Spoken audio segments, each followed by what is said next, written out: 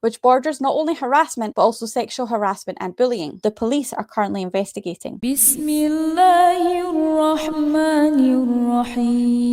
Assalamu alaikum, brothers and sisters. If you're watching this video and it's Salah time, please pause it and go pray and come back when you're done. Please check out the description section of this video to support the channel. Before we start, I want to make it clear that this video is not about all Christians or the religion of Christianity in general, as the Christians I know personally are very respectful towards Muslims and Islam. I've had some anonymous so-called Christian apologists that have been targeting me, doing hours and hours of streams trash-talking me because I'm a Muslim woman, and at the end of these insulting streams, they justify this targeted harassment by saying they pray for me. I can confidently say that those are the types of prayers nobody wants, least of all me. It would be a better idea if they prayed for 2 hours on stream rather than 10 seconds at the end, and used that time to teach others about their own religion, rather than obsessing about Islam. It's crazy to me how many of these supposed Christian channels talk more about Islam than they do their own faith. In fact, they talk more about Islam and Muslims than they do about any other faith. And I know for a fact every sentence I say in this video will be paused and scrutinised for hours and hours on end by these people, in order for them to project their insecurities and bad behaviours onto me, and all Muslims in general. That's up to them, I guess. They can keep promoting me, they can do 100 streams obsessing over me. I'm only giving this a single video amount of attention. My aim isn't even to clap back at these people, it's simply to address the false allegations and slander made against me, and then to forget them forever. These people falsely accused me of doxing them due to this clip where I was speaking about all anonymous content creators in general, not them specifically, especially since I didn't even know who they were at this point. So we have loads of people online that are just behind the screen, you don't know who they are. Some of these anonymous accounts even have YouTube channels and make hit pieces on content creators. For all we know, these anonymous profiles, they could be convicted criminals, they could be very seedy individuals, they've got no boundaries. You know, some of them even stoop to targeting our Muslim kids, you know, mocking children in Gaza. It's really disturbing stuff, and I personally think that all anonymous profiles and content creators should go through an identity verification process on every social media platforms just to ensure that they're not dangerous, extreme individuals. There was no doxing involved like I was falsely accused of, and I stand by my comments. Every content creator, including me, should go through an identity verification process to ensure they're not dangerous. These people also took my general comments about some anonymous profiles potentially being criminals or that target Palestinian children as if I was talking to them specifically. I wasn't. Again, I had no idea who they were at this point, so either they're confused about this or they made it up. I'll say it again. Before I did that stream, I didn't even know who they were. A Nigerian brother on my stream said their name incorrectly twice, and from him mispronouncing their name, they somehow equated this to me knowing they even existed. They also claimed that in the same stream I said their name. Once again, I didn't even know who they were at this point, and I didn't say their name. I said okay. And there's this particular one. It is Joy and I've forgotten. Is it Joy and something? Okay. Let's hear it again. Okay. I said okay. So either they're not understanding my accent correctly, or once again they're making things up by literally putting words in my mouth. Once more, like I said, I didn't know who these people were, and when their hit piece video on me did pop up on my feed, I discovered they'd made videos about me around a year ago also, which again I was unaware of. I doxed no one. I refuse to even say their nicknames in this video as I don't want to give them any recognition. That's also why I'm not even playing their video back while refuting their false claims. However, they have plastered my image all over numerous thumbnails, zoomed in on my body parts, clothes and face, which borders not only harassment but also sexual harassment and bullying. They also made the false claim that I want to know their details so I can give them to my Muslim brothers, in their words. How absurd an accusation. I'm not a mob boss. If anything, I would give those details to the police and my lawyer, as we're all based in the UK, and because their online behaviour could be considered an act of criminality under the Communications Act in Britain. They even made disgusting sexual allegations against me, stating that me asking a 16-year-old brother who was on my stream about his plans for marriage somehow had an ulterior motive, when my only intention was for this young man who just reverted to Islam to not fall into the sin of casual dating and instead to get married as soon as he could. Are there any plans to get married in the future? What qualities do you look for in a future wife? Are you quite a family-oriented person even before coming to Islam? Well, I definitely want to get married. Obviously, she has to be Muslim. I want a girl who's quite intelligent. Alhamdulillah, I hope you find someone. It's good to have an idea of what you want in the future. There's nothing sinister about that. What is going on in someone's mind to even imagine such disgusting things? They also take issue with Muslim brothers coming on my streams, firstly implying I only do streams with brothers when I have done plenty of streams with sisters also. And as far as collaborating with brothers on my show goes, we've checked this Islamically and we've been told it is permissible. Me and you were having this conversation. You've met my husband already. I've said hello to your wife. It's online so everybody can see what's being discussed. Just to add under here as well, the hadith that there has to be a mahram present. There is a mahram present for you, and I made that that clear, so we get that out there. And the khalwa is really in terms of physical space. So even if it's online, there still needs to be a mahram present. We are maintaining, Islamic guidance. I've so mashwara from the ulama, and they've said it's fine.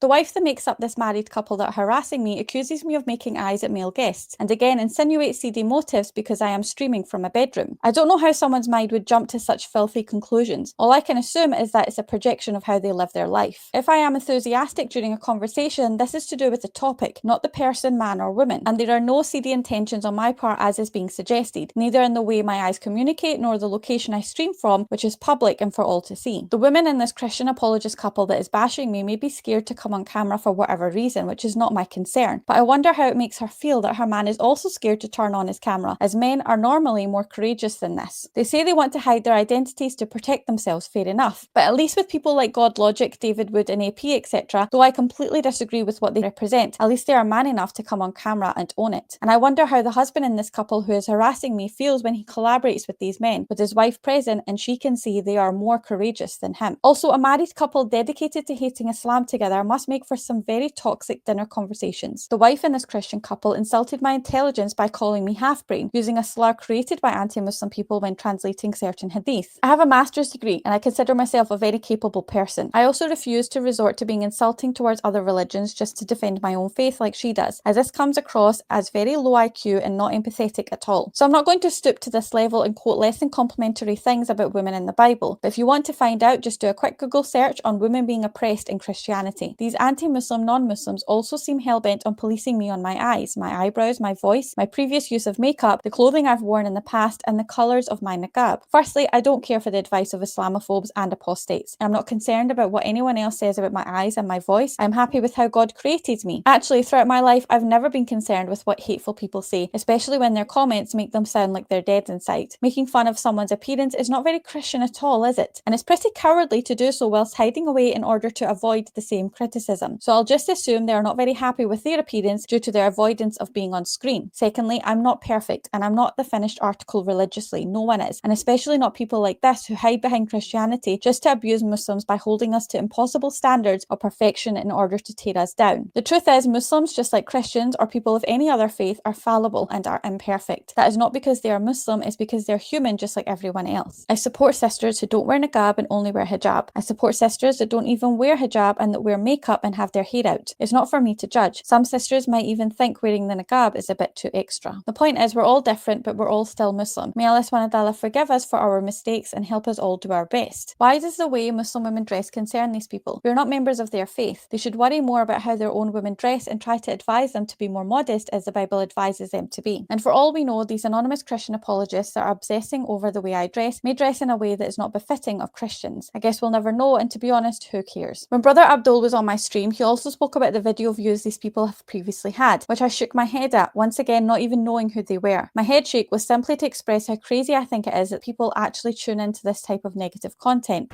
You would see them having like 500 views, live views, and sometimes even getting to 600-700 live views.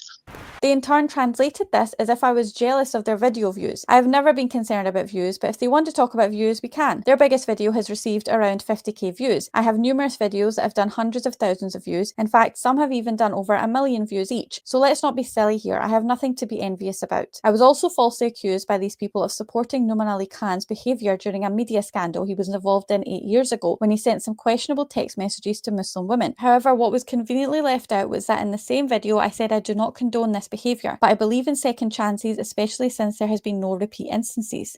I do understand why some Muslim people were angry, because Nouman Ali Khan is a public figure that was teaching Islam, but he's human. He's not a prophet. He's not an imam, a sheikh or a scholar. He's simply a student of the Quran, as he has stated himself. These questionable and exaggerated allegations were made in 2017. Since then, there has been nothing. Also, since then, he has connected millions of youth and Muslims in general to the Quran and Islam. Every scholar, every teacher, every person you've ever respected has sinned, is sinning, and will sin until they die. What makes a person good isn't lack of sin, it is the presence of repentance. This brother is not a bad person. He's a good Muslim, a good father, and a decent man. People make mistakes, people change, and people grow.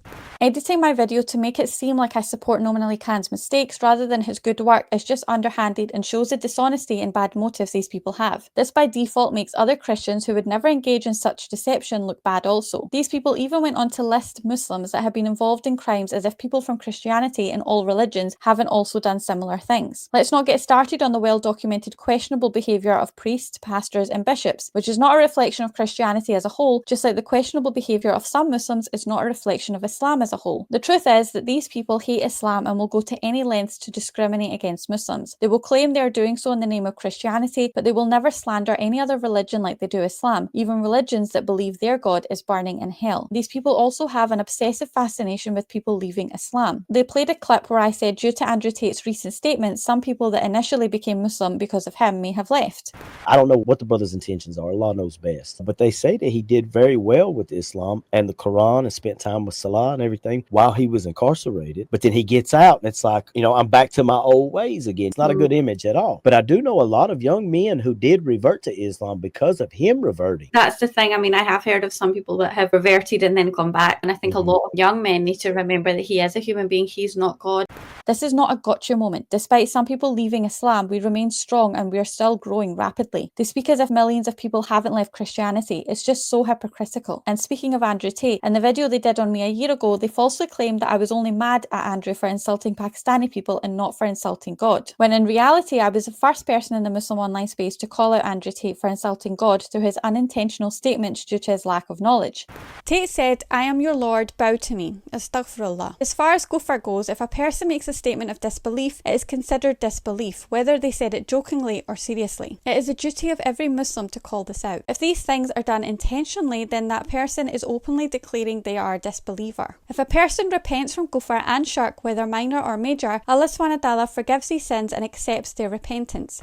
The video where I called him out for using slurs against Pakistanis was made after that. People really need to do their homework before they slander others online. But I guess the aim of the game for people such as this is not to be truthful, it's just to be hateful towards me because I'm Muslim. They also make claims saying I want their attention, when it's them that stream about me for hours on end. And yes, I will go through the appropriate protocols YouTube has in place to stand up to this targeted harassment campaign. I also have reason to believe that they've conducted themselves fraudulently during this process by providing contact details in Israel in their copyright counter notifications, when in fact they are based in the UK, which my lawyers are currently investigating. Additionally, I also have reason to believe that the recent death threats my family and I received are from their followers due to the specific references that were made in those threats, which the police are currently investigating. To sum up, all I can say about these types of religious separatists online is that they don't even realise how dangerous the rhetoric they put out is. They don't seem to care that I am a woman, a mother, a fellow human being. Me being a Muslim makes me a target for them. I will not be intimidated, and these attempts to bully me won't work. I will keep a record of everything and report it to the appropriate authorities. Every sordid accusation these types of people pluck from their imagination is a reflection of how polluted their minds must be. They're blinded by an obsessive hatred and prejudice towards Islam, which is not a good look for them or their religion. If this is the version of Christianity being preached online, then it's clear why so many people are being driven away from it. Like I said, I know many Christians in real life that are kind and respectful people. They don't insult me or my religion because I'm different. They make their religion look attractive because they represent it with righteous words and actions. Thank you for watching. Make sure to join my free Telegram group via the link in the description, where we as Muslims can speak freely and without censorship about issues like this. And remember to like, subscribe and become a channel member for access to exclusive content. Until next time, inshallah, Jazakallah khair. Allahu Akbar, Allahu